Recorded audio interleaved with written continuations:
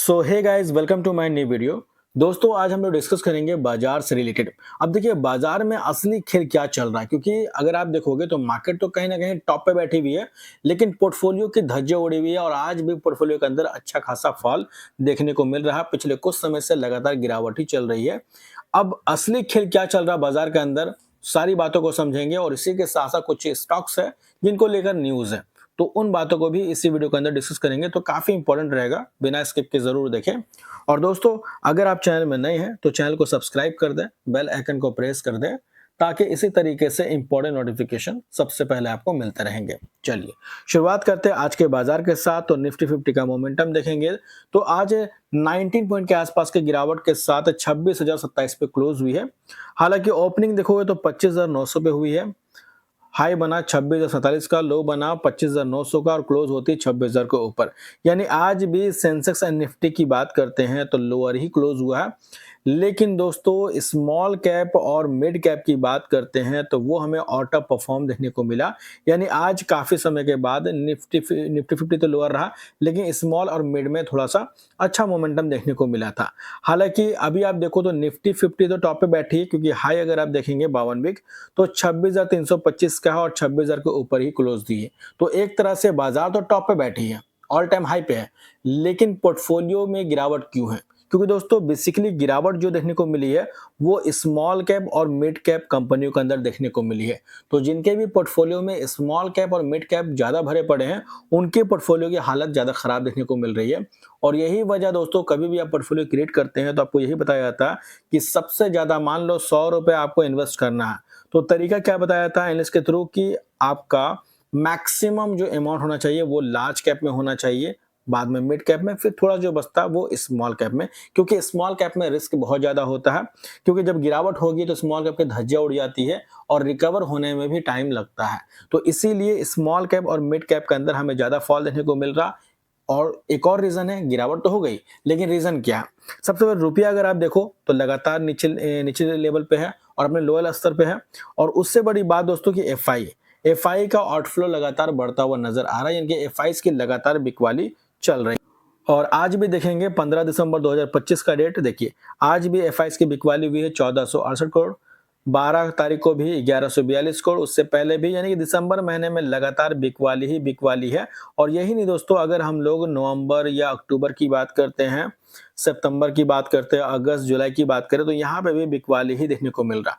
तो कंटिन्यूसली पिछले 6 महीने से 7 महीने से लगातार एफआईज का आउटफ्लो बढ़ता हुआ नजर आ रहा, यानी इंडियन स्टॉक मार्केट से लगातार पैसा निकालते हुए नजर आ रही है, जिसके वजह से भी हम बोल सकते हैं कि पोर्टफोलियो की हालत खराब है।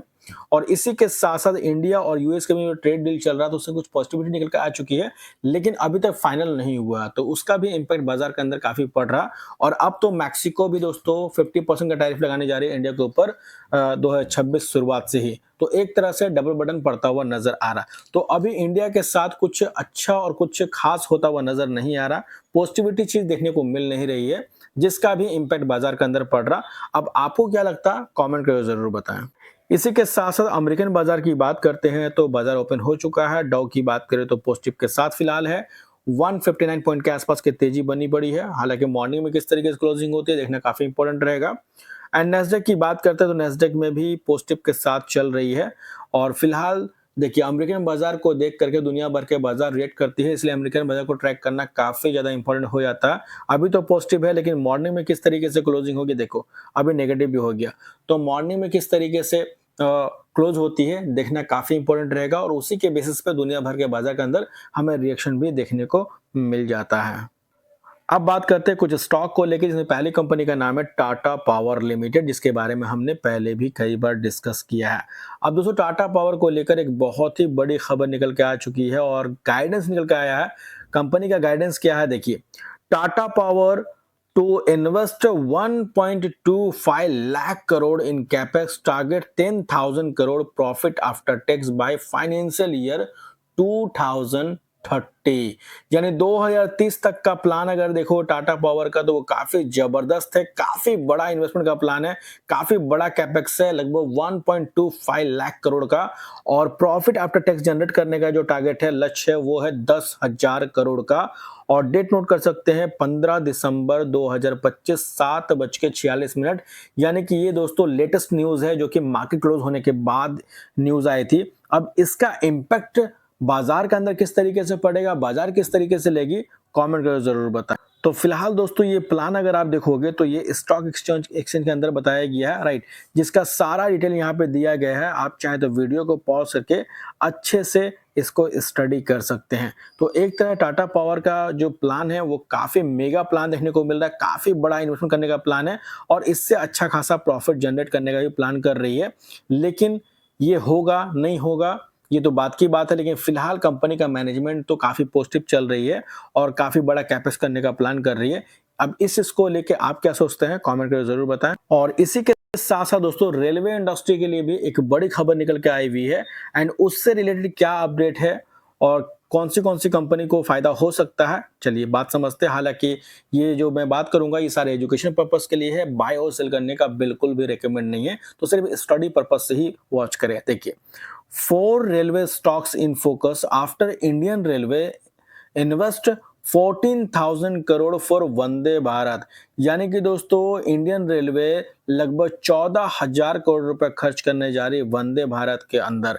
तो ऐसे में 4 ऐसे कौन से रेलवे स्टॉक है जिसको फायदा हो सकता है। ऑब्वियस सी बात है कि जो रेलवे से रिलेटेड कामकाज करती है ऐसी कंपनी को फायदा हो सकता है और इसमें बहुत सारी कंपनी लिस्टेड है बाजार के अंदर।